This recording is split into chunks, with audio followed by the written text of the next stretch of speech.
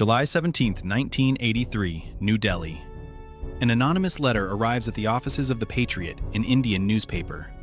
The letter is unsigned, written on blank paper. It contains one explosive claim. The United States military created HIV and AIDS as a biological weapon. The letter alleged that American scientists at Fort Detrick, Maryland, engineered the virus by splicing two existing viruses together.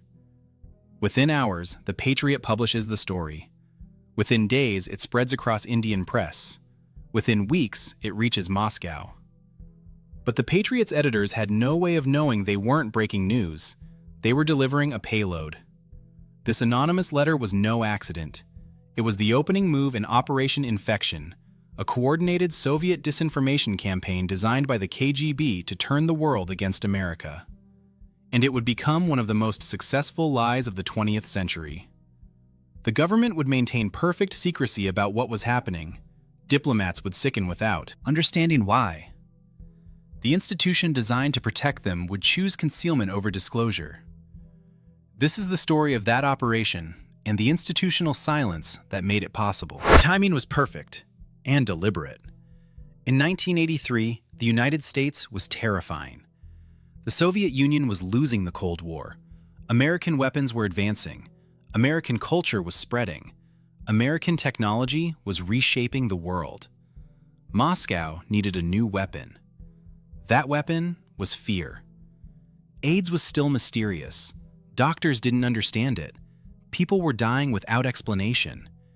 And in the shadows of fear, lies grow fastest. The full scope remained hidden from public view. The details accumulated slowly over time. Inside the KGB's Moscow headquarters, a decision was made by the highest levels of Soviet intelligence. Vladimir Krichkov, the chief of the KGB's First Directorate, approved Operation Infektion. The goal was simple: convince the world that America created AIDS.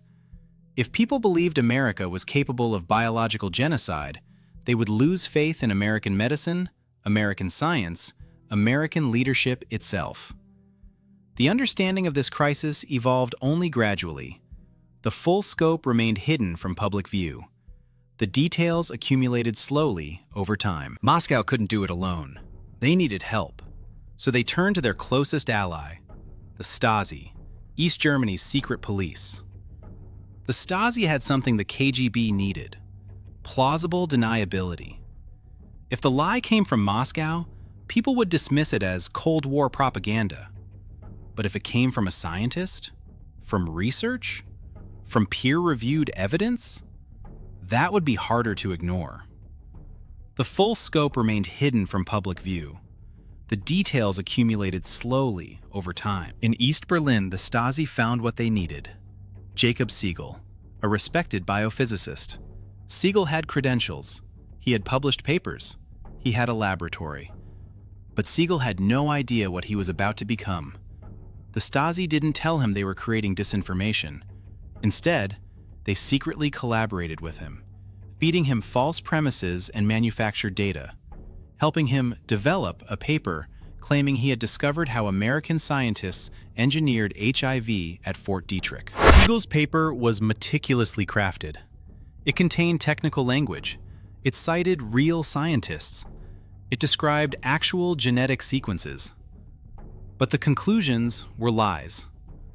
The paper claimed that HIV was a hybrid virus created by combining HTLV1 and Visna virus, two real viruses that American scientists would have access to at Fort Detrick. The science was plausible enough to fool lay readers. The authority was real enough to convince journalists. It was disinformation designed to pass as truth. The Segal paper didn't need to be published in prestigious journals. It didn't need peer review. Instead, the KGB and Stasi distributed it through Soviet-aligned media networks that existed in nearly every country. They had journalists in place.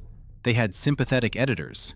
They had a global apparatus ready to amplify any message Moscow wanted to spread.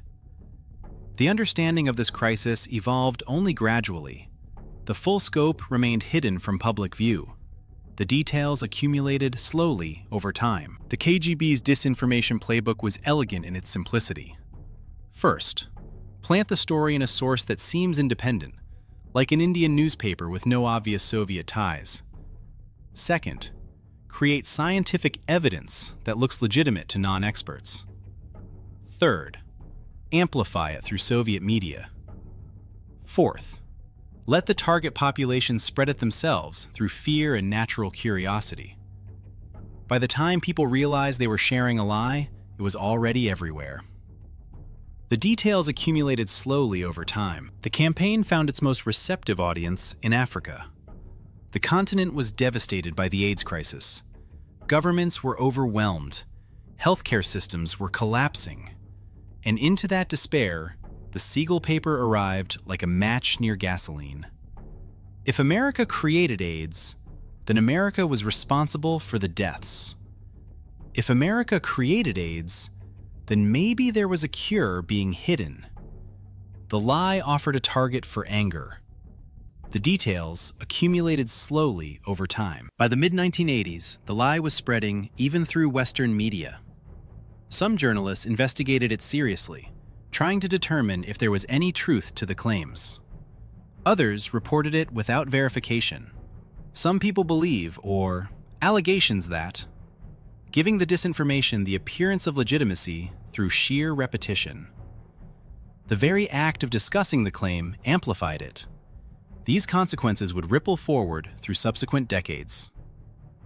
The understanding of this crisis evolved only gradually. The full scope remained hidden from public view.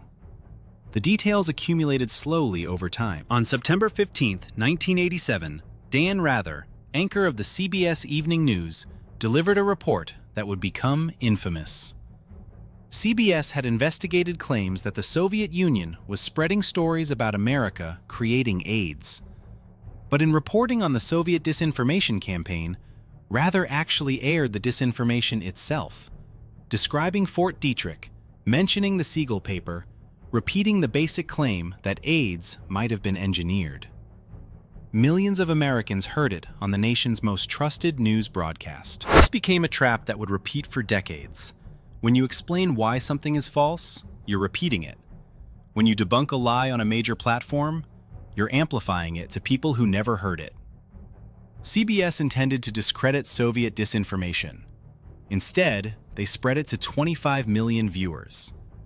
The disinformation operators had won, even when the debunking aired. The full scope remained hidden from public view.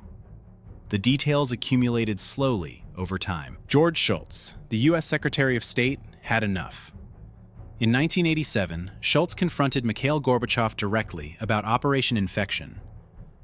Gorbachev denied knowledge of the campaign, plausible deniability working exactly as intended. Shultz knew the truth, but could prove nothing that would matter politically. Gorbachev was already known as a reformer, a leader bringing openness to the Soviet Union. Accusing him of authoring disinformation was inconvenient for Western interests. The details accumulated slowly over time. After Shultz's confrontation, the campaign diminished. Soviet media stopped amplifying the Segal paper. Moscow began distancing itself from the lie it had created. But the damage was permanent. The story had replicated across too many networks, been embedded in too many minds.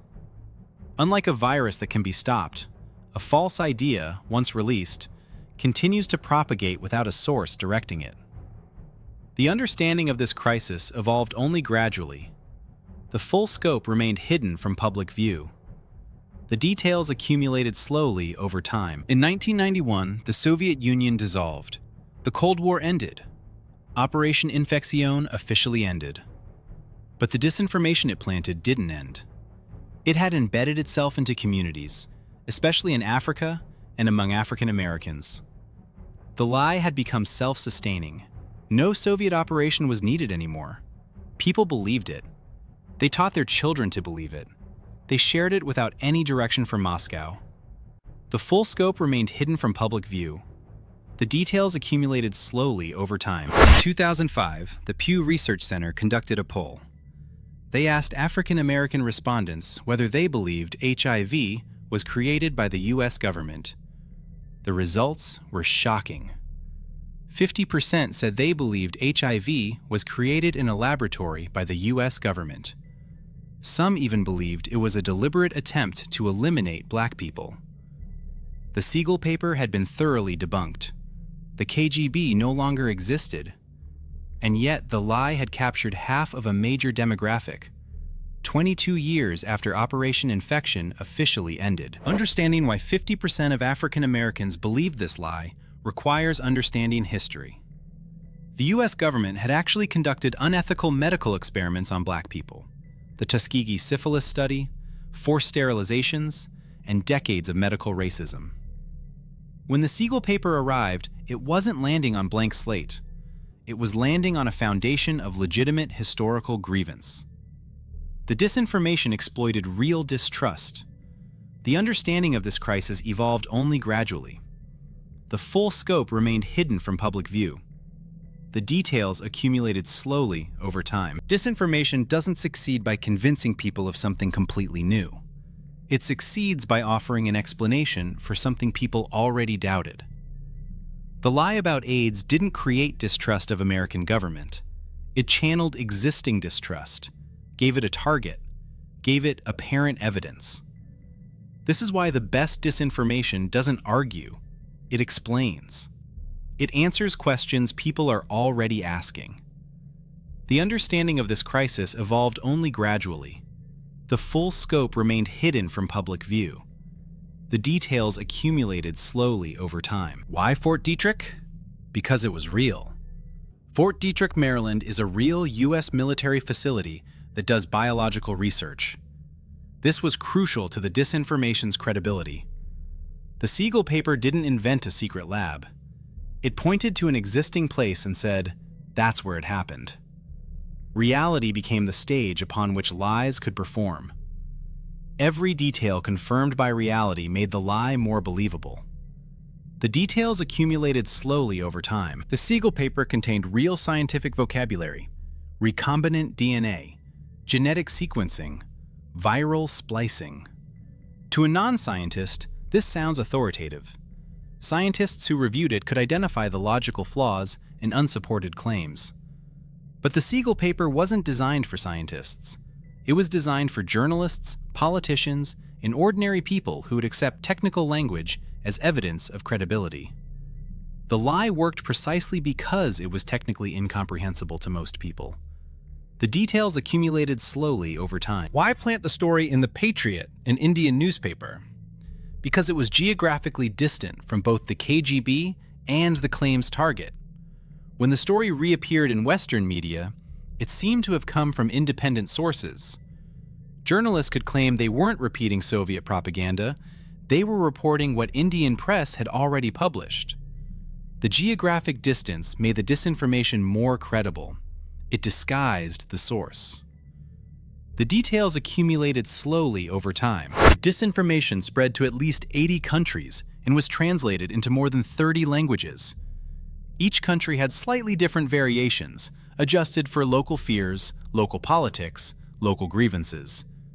In Africa, the story emphasized American responsibility for the continent's suffering. In Asia, it emphasized Western conspiracy against the developing world. In Latin America, it became part of anti-American sentiment.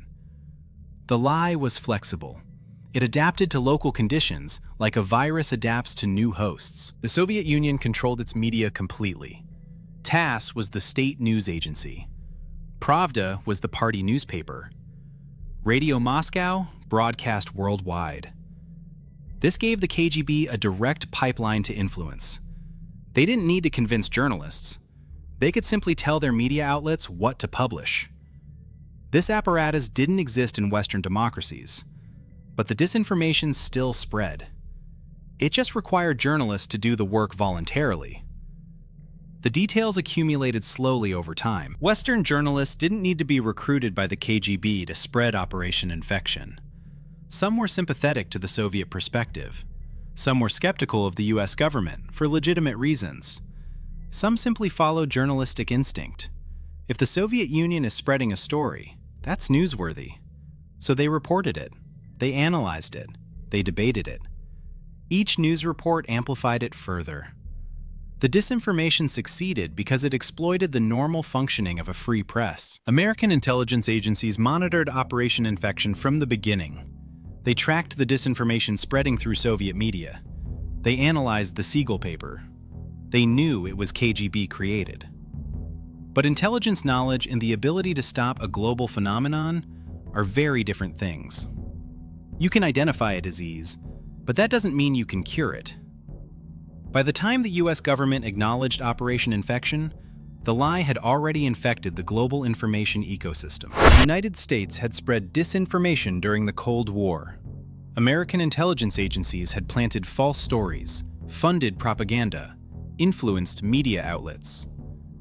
Operation Infektion was partly retaliation, the Soviet Union taking the playbook America had pioneered and using it against America.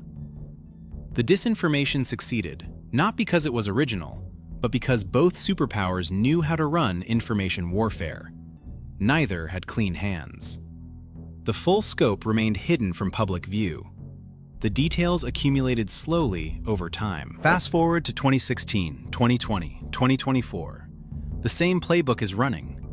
Plant a story in an obscure outlet, create evidence that looks legitimate, amplify through media networks. Let the target population spread it themselves. The platforms have changed, from newspapers to social media. The speed has accelerated, from weeks to hours. But the fundamental mechanics are identical to Operation Infektion. The KGB's playbook is still the most effective disinformation strategy ever created. In 2020, a new version emerged. COVID-19 was created in a Chinese laboratory. Plant the story obscurely. Create evidence from credible-sounding sources. Amplify through media. Let populations spread it. The 2020 lab leak narrative, whether ultimately true or false, followed the Operation Infektion playbook exactly. Because that's what disinformation does. It doesn't invent new tactics. It uses what works. And what worked in 1983 still works today. The details accumulated slowly over time. Election disinformation follows the same pattern. Plant stories about voter fraud, about election rigging, about foreign interference. Create evidence that looks legitimate to non-experts. Amplify through social media. Let people spread it. The 2016 and 2020 election disinformation campaigns used the exact architecture Operation Infektion established. The playbook works because it exploits fundamental vulnerabilities in how humans process information and trust sources. The full scope remained hidden from public view. The details accumulated slowly over time. In 1983, the KGB needed journalists to spread the story. Today, disinformation spreads instantly across social platforms without needing institutional media. An obscure post becomes a trending hashtag. A false claim becomes received wisdom. The amplification happens automatically through algorithmic recommendation systems designed to maximize engagement. Operation Infektion required human gatekeepers. Modern disinformation requires only a single seed in a viral mechanism. The full scope remained hidden from public view. The details accumulated slowly over time. Operation Infektion succeeded partly because it created lasting distrust of American institutions. Even after the lie was debunked, the damage persisted. When you can't trust your government, you're vulnerable to any narrative that confirms your suspicions. This is the deepest achievement of Operation Infektion. It didn't just spread a false story. It fractured the information ecosystem itself. It made people question whether any official source could be trusted. The details accumulated slowly over time. Belief that the US created AIDS didn't disappear. It transformed. It became part of a larger narrative. America's public health establishment lies. America's medical system oppresses Black people. When vaccines arrived during COVID-19, some of the same communities that believed the AIDS conspiracy were skeptical of the vaccines. The disinformation from 1983 created immunity to public health messages in 2021. The lie stayed alive by adapting to new health threats. 40 years after Operation Infektion, media literacy hasn't kept pace with disinformation. Most people can't identify the source of a claim. They can't evaluate whether a scientist is credible. They can't recognize the difference between a peer-reviewed study and a plausible-sounding paper. The same vulnerabilities that Operation Infektion exploited in 1983 still exist in 2024. We've built the internet on a foundation of information we have no way to verify. The greatest dilemma facing democracies. Debunking disinformation doesn't eliminate it. When the CDC issues a statement denying a false claim, that denial becomes another story people share. When scientists publish papers refuting the Segal paper, only scientists read it. When fact-checkers debunk a claim, people who distrust fact-checkers share the correction as further evidence of conspiracy. The institutional mechanisms we created to fight disinformation often amplify it instead. The details accumulated slowly over time. Operation Infektion didn't just spread a false claim about AIDS. It created lasting health consequences. People who believed the lie delayed medical treatment. Communities became more isolated from public health institutions. Vaccine hesitancy increased. Trust in government science eroded. These aren't abstract political effects.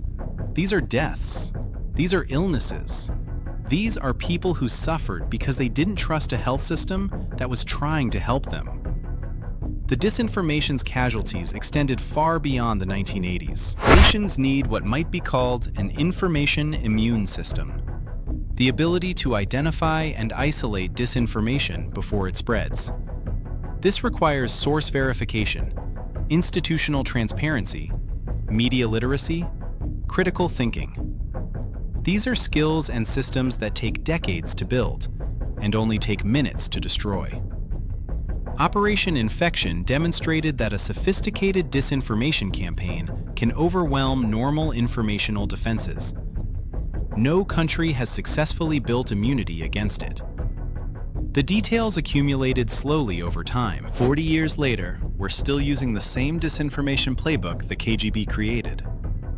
Plant obscurely, create pseudo-evidence, amplify through networks, let populations spread it. The tactics haven't changed because they work. They exploit how human brains process information. They exploit how institutions communicate. They exploit existing distrust. As long as these vulnerabilities exist, as long as people distrust authority and struggle to verify claims, the Operation Infektion playbook will remain the most effective disinformation strategy ever designed. The KGB's operation didn't end in 1987. It evolved into the permanent condition of modern information warfare. In 1983, the KGB planted a single letter in an Indian newspaper. Within 4 years, it had spread to 80 countries. Within 40 years, it had embedded itself in the information ecosystem. Today, we know Operation Infektion was KGB disinformation. The playbook is still operating. Right now, someone is planting a story, creating pseudo-evidence, amplifying through networks. The lie that succeeded in 1983 didn't fail. It succeeded so completely that we've forgotten how to recognize when we're being played by the same operation, dressed in different clothes. This is not a Cold War story. This is the permanent condition of information warfare.